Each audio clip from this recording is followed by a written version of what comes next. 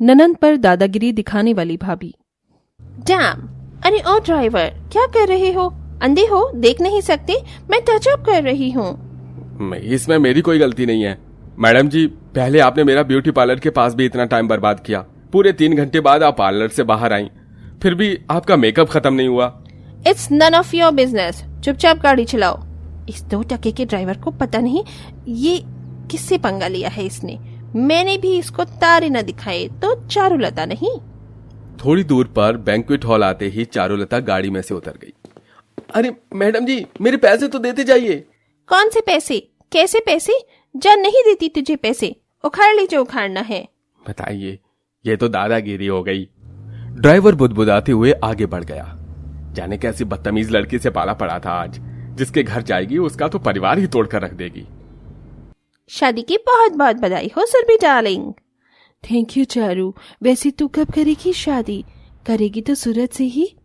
हाँ यार, लेकिन सबसे बड़ा पंगा है उसकी बहन है। मैं ना सास ननद की झिक झिक नहीं चाहती यार। तो क्या तू सूरज से शादी नहीं करेगी?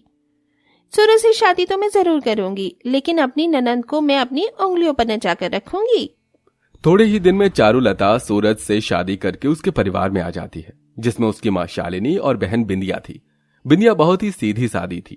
जहां अपनी भाभी के लिए उसके मन में कई सारे सपने बसे थे, तो वहीं चारुलता के मन में उसके प्रति कड़वाहट ही कड़वाहट भरी थी। आइए आइए प्यारी प्यारी भाभी, हमारे इस छोटे से परिवार में आपका स्वागत है। चारुलता गुस्से से गृह प्रवेश करके अंदर आ गई। तभी सास शालिनी अपनी बेटी को नीचे दिखाते हुए बहू की बड़ाई करते हुए बोली, वारी जावा, देखो तो कैसी चांद सी बहू लाया है मेरा सूरज। और एक मेरी भौंदू बेटी है जिसे भगवान ने ना अकल दी है ना शक्ल। ये सुनकर चारुलता मन ही मन दांत फाड़ने लगी।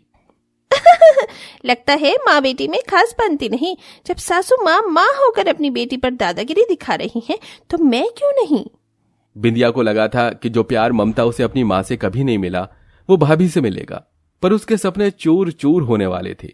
जैसे ही चारुलता और सूरज कमरे में जाने लगे, बिंदिया दरवाजे पर बाहें फैलाई खड़ी हो गई।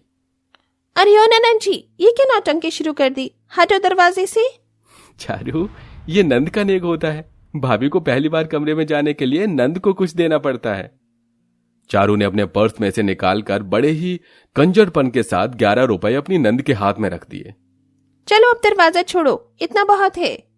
अपनी भाभी का घमंड भरा बर्ताव देखकर बिंदिया का दिल टूट गया, लेकिन सूरज को बहुत बुरा लगा। कमरे में देखो चारू, बिंदिया सिर्फ मेरी बहन नहीं, मेरे कलेजे का टुकड़ा है। वो बस प्यार की भूखी है। आइंदा उससे ऐसे बात मत करना। अपने पति के दिल में अपनी नंद के लिए ऐसा लगाव देखकर चारू को और चिढ़ मचने लगी। उसने अंदर ही अंदर खून का घूंट पीते हुए मुस्कुराकर कहा, जी आप बिल्कुल चिंता मत कीजिए, मैं बिंदिया को बहुत प्यार दूंगी। लेकिन अगले दिन सूरज के जाते ही चारू ने अपनी नंद पर दादागिरी दिखानी शुरू कर दी।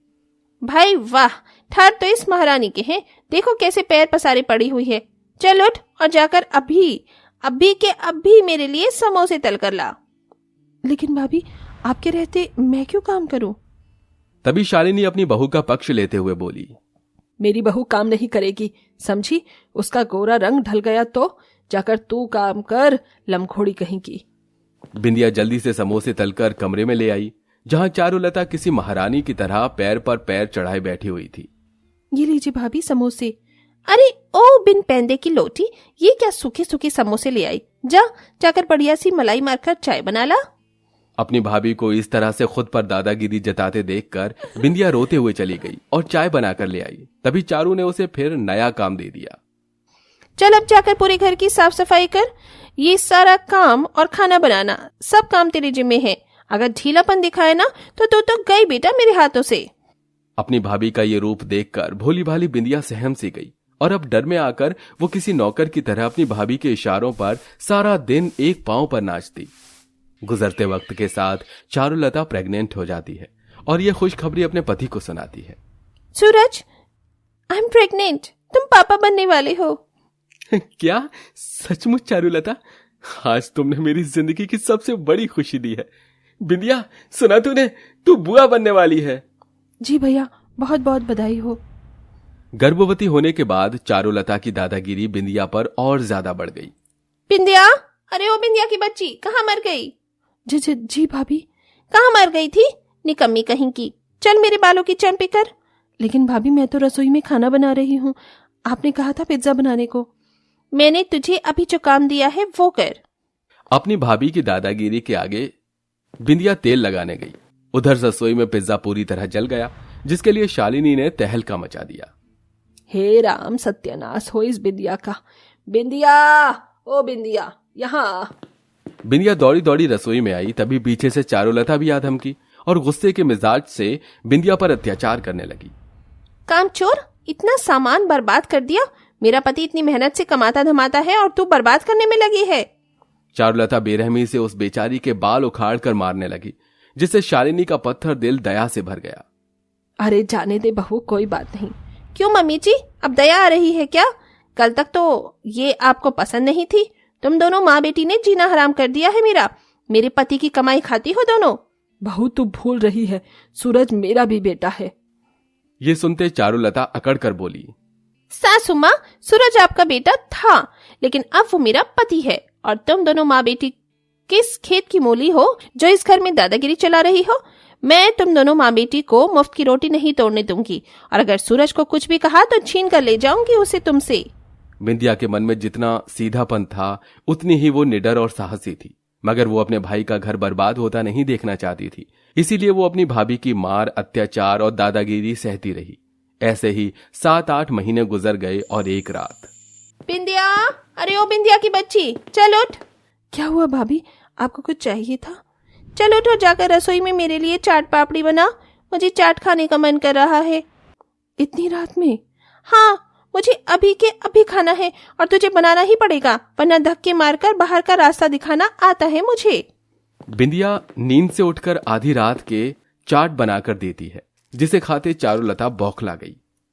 ओए माँ, कितनी मेश डाली है तूने इसमें। हाँ, मैं जानती हूँ तूने ये जलन से किया है।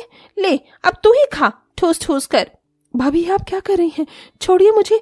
भगवान जी, कब तक मुझे अपनी भाभी के अत्याचार और उनकी दादागिरी सहनी पड़ेगी?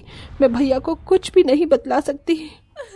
बिंदिया रात भर रोती है, वहीं चारुलता अपने मन की करती है और प्रेगनेंसी में बाहर का जंक फूड ऑर्डर करके मंगाती है और खाती है। भाभी ये सब खाना होने वाले बच्चे के लिए ठीक नहीं है, मत खाइए। अच्छा तो तू बताएगी मुझे क्या खाना है और क्या नहीं। दफा हो यहाँ से। खाने के बाद नीचे जाने के लिए जैसे ही जीने से उतरती है, उसका पैर फिसल जाता है। वो दर्द से तड़प उठती है। मेरा बच्चा माँ। हे भगवान, ये क्या हो गया?